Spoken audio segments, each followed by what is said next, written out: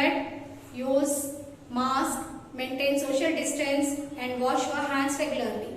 Okay ma, this is very important. Now in exercise 4, fourth sum up to fourth sum we did, then fifth one I said I will explain next session. So in this session I will explain fifth sum, sixth sum I given homework, all of you did okay. Now fifth one, all of you open page number 11. This is important sum, that's why I did given you homework. Okay, this is very important sum. For 8 marks you will get, because you are having only one paper, 80 marks. So this sum you will get for 8 marks. So please listen carefully. Okay. See, question 6, page number 11, fifth one.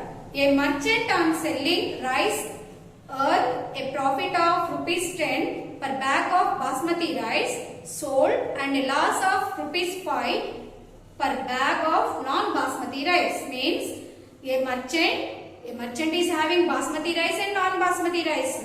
Okay. So if he sold basmati rice bag, on each bag he is getting 10 rupees as a profit. On selling of non-basmati rice, on each bag he is getting 5 rupees as loss. Okay, that is the conditions they given. Now, first you have to write the conditions. For profit, only answer I am writing. Question you should copy from the textbook. Now, profit on basmati rice bag.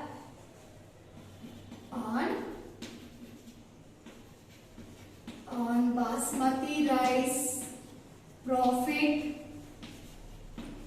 how much he is getting ma? Rupees 10. Rupees 10 he is getting as a profit. On non-basmati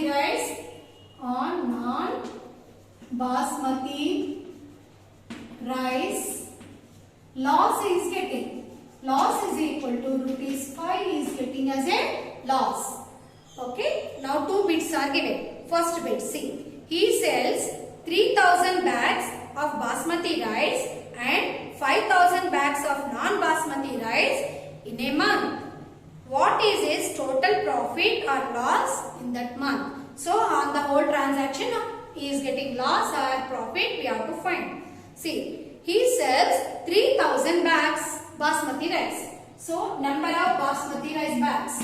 Number of basmati rice bags. How many bags he sold ma? 3000 bags he sold basmati rice. So number of 3000 basmati rice bags he sold means how much profit he will get. For selling of one basmati rice bag he is getting 10 rupees as profit. So by selling of 3000 basmati rice bags, how much he will get? 3000 into 10. So profit how much? Profit is equal to rupees 10. So total profit on basmati rice, basmati rice bags.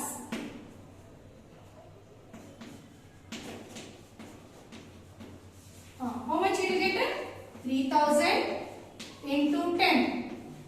That is rupees 30,000 rupees he will get. 30,000 rupees he will get as a profit. Now again what he did in that month? Again he sold 5000 bags.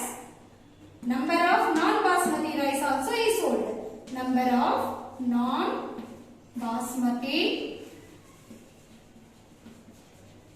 rice bags. How many?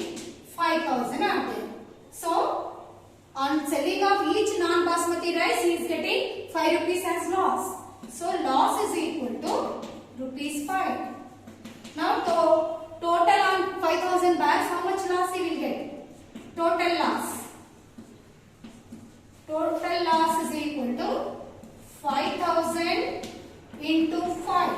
That is 25,000 rupees. 25,000 he is getting loss. Then on the whole transaction, in that month he will get profit or loss. Therefore, on the whole transaction,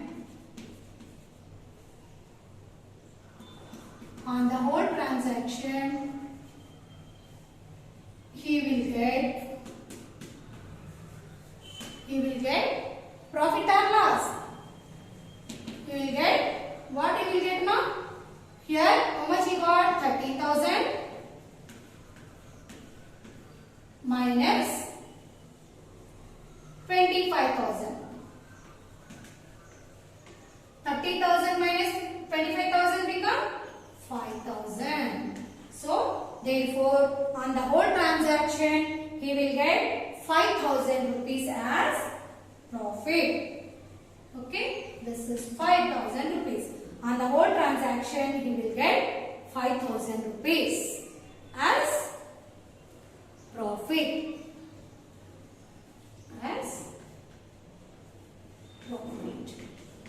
Okay, understood?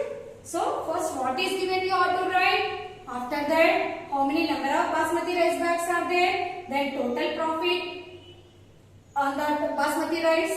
Then afterwards how many non-basmati rice bags are there. Then what is the loss of each non-basmati rice bag. Then total loss how much he will get. Then on the whole transaction he sold basmati rice as well as non-basmati rice. Both he sold.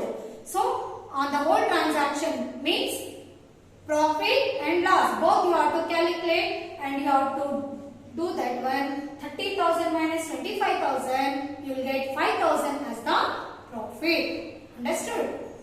So on the whole transaction you will get 5,000 as the profit. Okay.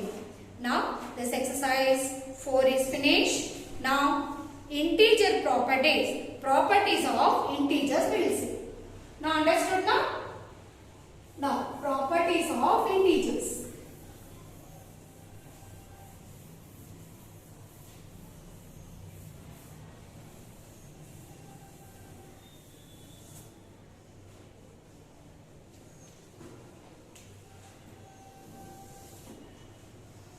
Properties of integers.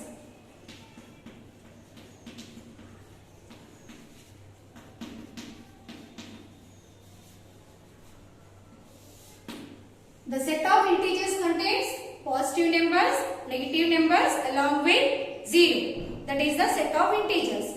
Now, what are the properties? Properties under addition, subtraction, multiplication and division. These 4 mathematical operations you have to show. So, first property is closure property. First is what? Closure property. Under addition.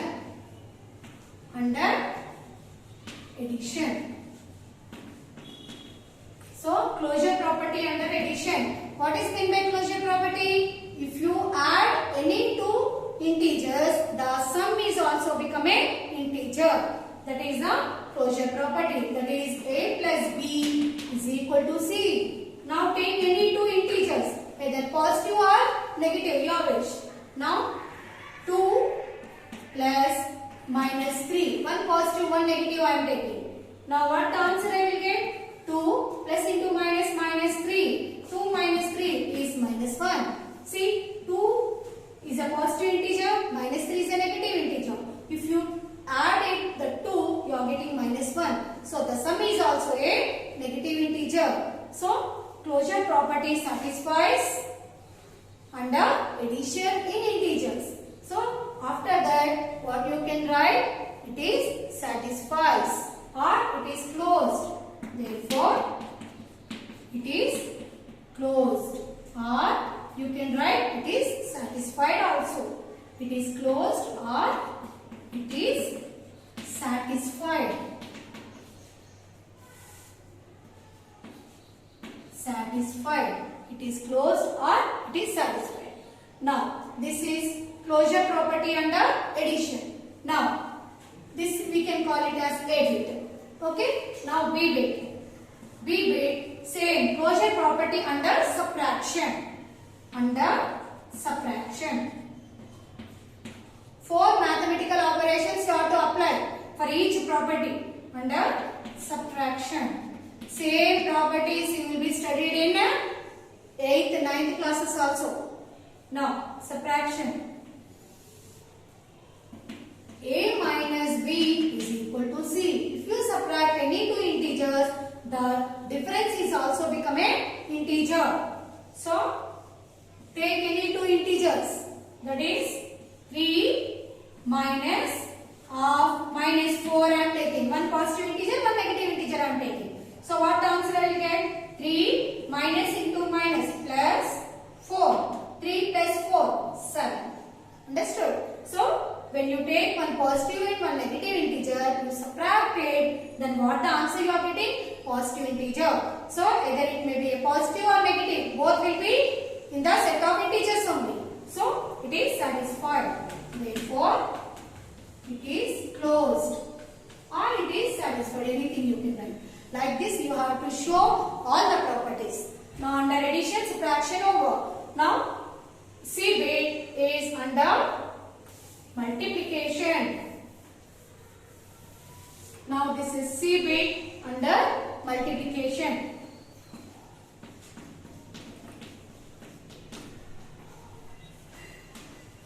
Under multiplication. A into B is equal to C. If you multiply any two integers, the product become an integer.